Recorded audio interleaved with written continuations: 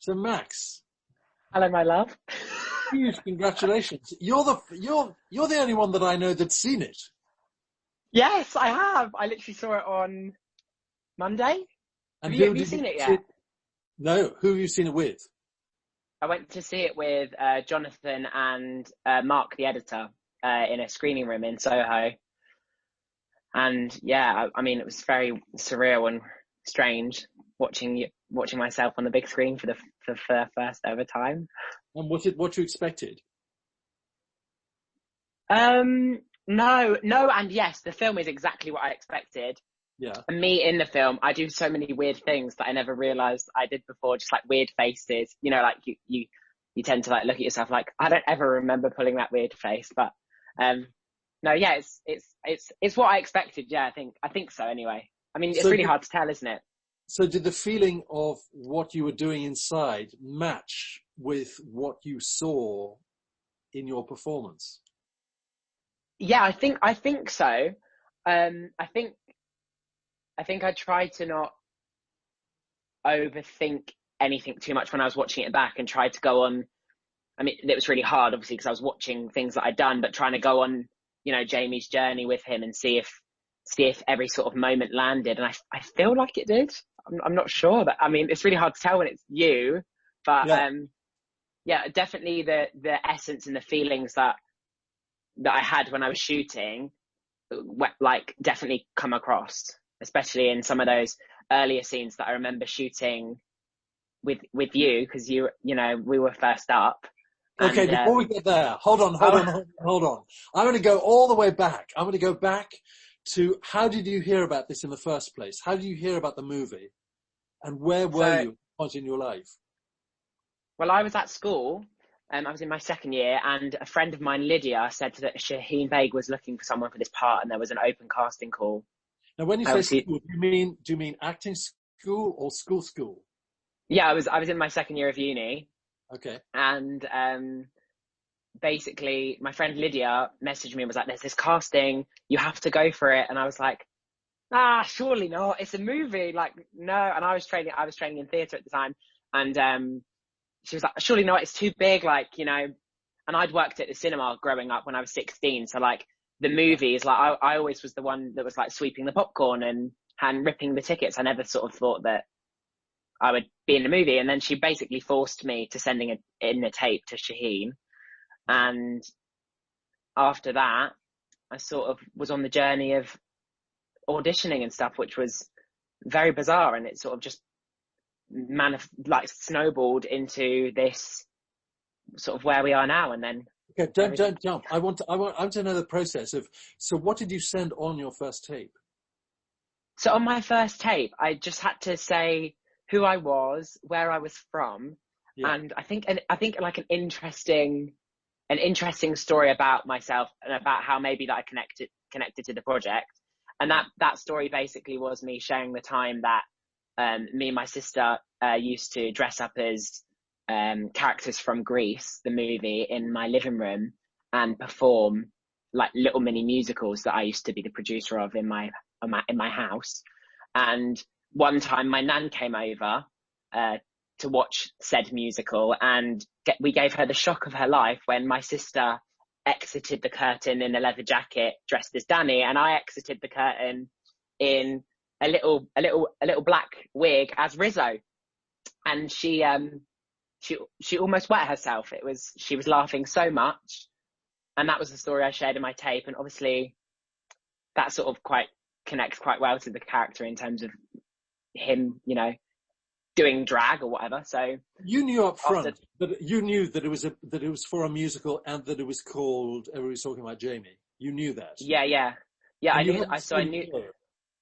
I had seen the show before I'd auditioned. I went to see the show in February, the year that it came out on the West End, and I remember it was one of those really cold, snowy February days where like London went into like, I mean, nowhere near the sort of lockdowns we are in now, but you know, when the country sort of can't cope when we get snow. Me and my friends, all four of us, we went to see the show, and we'd heard lots about it. I mean, it had only been out a few months then, and I suppose, yeah, I saw the show and I really loved it. The music in it is amazing, as you know. Dan Gillespie Sales is just incredible. I love him. And I sort of watched it and I thought, oh, maybe this is something that I could potentially do when I leave school.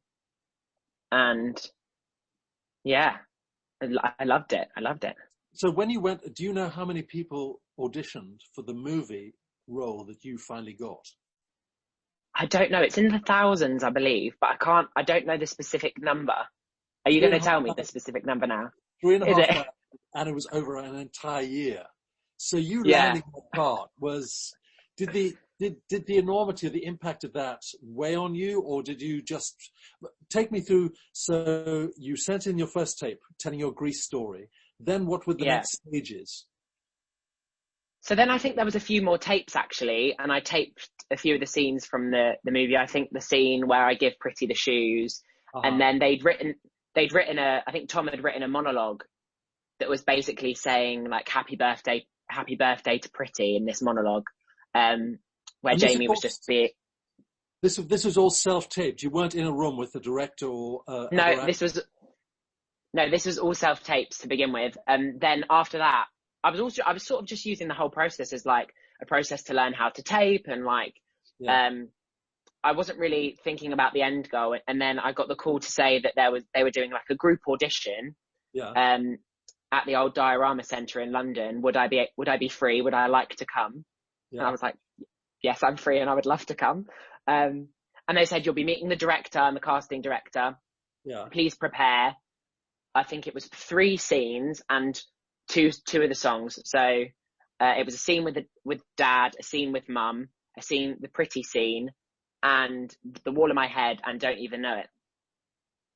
And they were like, prepare yourself for a dance call as well. So I was thinking, oh gosh, this is going to be a busy day. Who knows what's going to happen?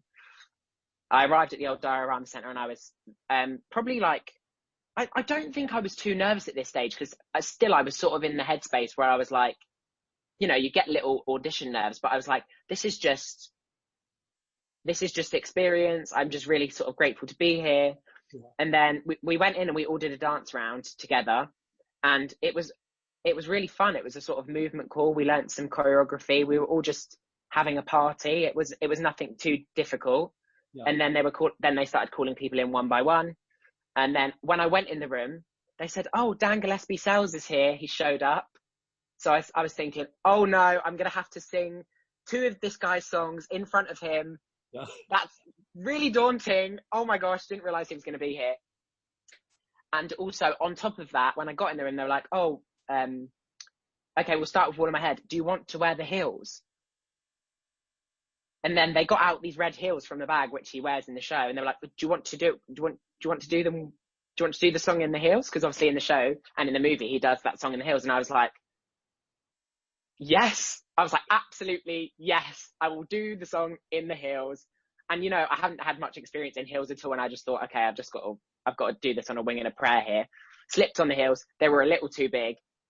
And they were like, oh, are you going to be okay? I was like, yeah, I'm fine. I'll be fine. Did the whole song. And yeah, I suppose you don't really get a vibe in the room when you're doing auditions, whether they like it or not. They sort of are just like, oh, thank you so much, and blah, blah, blah. Then went straight into Don't Even Know It, still in the heels. I mean, he doesn't wear the heels in the show, but I just thought, keep them on, why not? And then I sat and I did the scenes with Jonathan, but they pulled me really close to the desk and we sort of just read the scenes over the desk.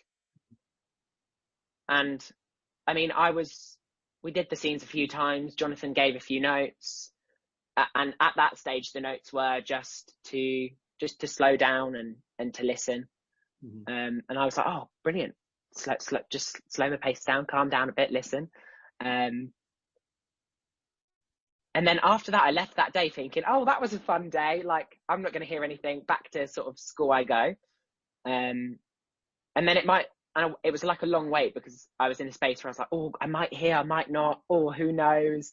Yeah. And then I got a call to say, oh, would you like to come to do a day with us? And I was like, oh, okay, what does this mean? Like, what does this day with you mean? Prepare all the same material again, including Ugly in This Ugly World and more scenes. And the day was a screen test in the morning with